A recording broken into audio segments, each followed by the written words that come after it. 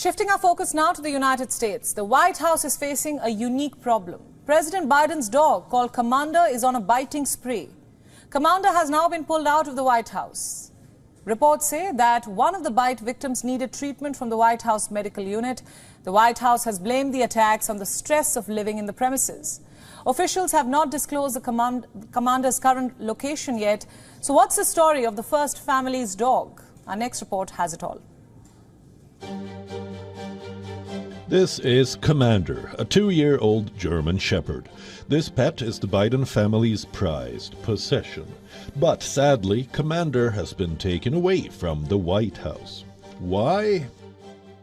The U.S. Secret Service says that the German Shepherd has been involved in 11 reported biting incidents. Some experts say that the biting incidents could raise concerns of workplace safety and create tensions between the Secret Service and the Bidens. Commander's behavior has also created a dangerous work environment, as reports say that security agents were ordered to only go through certain entrances and not go to specific areas to avoid interaction with the German Shepherd. Agents had to communicate by radio about where the dog was and warn people to avoid the area. If you think Commander is the only unruly one, it's not true. Commander is one of the Bidens' 2 German Shepherds. There is a younger dog named Major. Major was the first rescue dog to live at the White House. The pet was also involved in numerous biting incidents with Secret Service agents. Reports say that Major's wild behavior caused stress for the White House and strained their relationship with the Secret Service. How? Reports say that the agents were operating in an unsafe work environment due to the hazardous pet, which the first family had labeled as playful. A former Secret Service agent says that you can't bring a hazard into the workplace, and that's what is essentially happening with this dog. One time you can say it's an accident, but now multiple incidents is a serious issue. So, what makes the pets so violent? What makes them act out? Experts say that it's hard for pets to adjust to the White House life. You see, German Shepherds demand consistency and routine, and develop behavioral problems when deprived of those things. In the White House schedule, the pets are transported in cages each time the family makes an impromptu plan to their holiday home. The dogs see a different person walking them with a leash each day. The pets see too many different people on a daily basis. German Shepherds get disturbed by such drastic changes. Dog experts say that pet owners have to change their behavior first before you can even think about changing the dog's behavior. If they can't do that, the dog's never going to be able to be helped in their care. Although it could be a difficult period for the first family, experts say that the dog's removal is a good sign. The White House can now think about the well-being of the pet and make changes accordingly. Will Commander return to the White House? More importantly, will the White House create a more pet-friendly environment?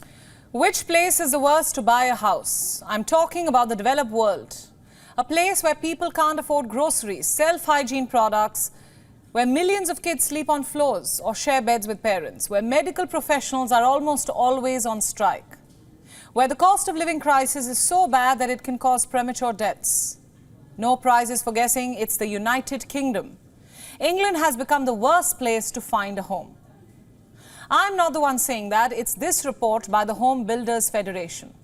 Let me read out what it says. The UK is a very unaffordable place to buy or rent a home, and increasingly so. You see, house prices in the UK have been growing faster than incomes. British people spend exceptionally high proportions of their post-tax income on housing. England has far fewer dwellings relative to its population than others. The UK also has among the oldest housing in Europe. I'm quoting the report word for word. This is the condition of housing in the UK. This is the UK's housing crisis. Let's take a look at some figures now. As I just told you, Britons have to spend a fortune to have roofs on their heads. Renters are overburdened by housing costs. 1 in 5 people in England spend more than 40% of their income on housing. That equates to 20% of England's population. This is the second highest proportion in Europe, and more than double the EU average of 8%. England has far fewer dwellings relative to its population. For every 1,000 inhabitants, it has 434 homes. This is significantly fewer than France, which has 590, and Italy at 587. The OECD, the Organization for Economic Cooperation and Development, average stands at 487. For those who don't know, the OECD is a group of 38 nations, including most of the EU, the US, Japan, and Australia. You see, the UK is falling behind its peers. It has very less to offer. House hunting in England is an uphill battle, and if you do find a home, chances are it will be less affordable and of a far lower quality. The share of people living in poor quality housing in the UK is higher than the EU average. And by poor quality, I mean leaking roofs, damp walls, floors or foundation, rotting window frames. About 17.6% of Britons live in such homes. The EU average, meanwhile, stands at 13.2%. A significant portion of British houses were built before 1946. That is over 7 decades ago. The UK also has the lowest number of homes built since 1980. It falls behind Spain, France, Portugal, Greece, Romania, Bulgaria, and Hungary on this front. Meanwhile, no-fault evictions have still not been banned, even though the Conservative Party pledged to do so back in April 2019. A no-fault eviction allows landlords to evict tenants without giving any explicit reason. And this is just adding to the burden of renters. Rents on new tenancies went up 12% in the year to August. This is the highest level in at least 9 years. You see, the housing crisis is just getting worse and worse. Why isn't the government doing anything about it? The construction industry is also frustrated by the government's stop-start approach. Some Tories have acknowledged the need for more building, but some voters are concerned about overdevelopment. Whatever it is, the clock is ticking on the United Kingdom. The old buildings are only going to get older. The population is also bound to grow. The UK's housing needs to keep pace with it. People already have had enough, and they have enough reasons to not live in the Great Britain. And the list keeps growing every single day. Exploring the cosmos showcases humanity's insatiable curiosity to explore the unknown. It's also about pushing the boundaries of our understanding of the modern space race, which is now entering an era of technological progress. Take a look at this next report.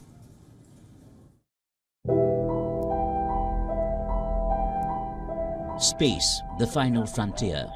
An inhospitable place, also the ultimate ground for the world's superpowers to show off their might. First, it was a tug-of-war between the erstwhile USSR and the United States. But of late, the Chinese have positioned themselves as a major spacefaring nation. But there's one country which is slowly but steadily carving out its place and fast catching up by showcasing its technological might with successful space missions. India, after successfully sending probes to as far as Mars and the Moon, is currently probing the Sun. Its Aditya L1 mission is all set to take the next big leap in space. It's not just about sending probes, but also having permanent bases. For the longest time, the Americans had the only space station, the International Space Station. However, that will be decommissioned by 2030. The Chinese space station, also known as Tiangong or Celestial Palace, has been fully operational since late 2022. Beijing now wants to double its size. But soon they'll have company, as India is planning to build a space station in the next 20 to 25 years. Of course, we are looking at all those possibilities. See, with the success of soft landing on Moon, our expectations are higher. We have a plan that in the near future we must start building a space station, starting with robotic operations, not really a manned mission. Sovereign space stations act as a nation's giant eye in the sky, providing constant surveillance and intelligence gathering capabilities. The race to establish these stations has significant military applications and far-reaching implications as countries compete for dominance in space.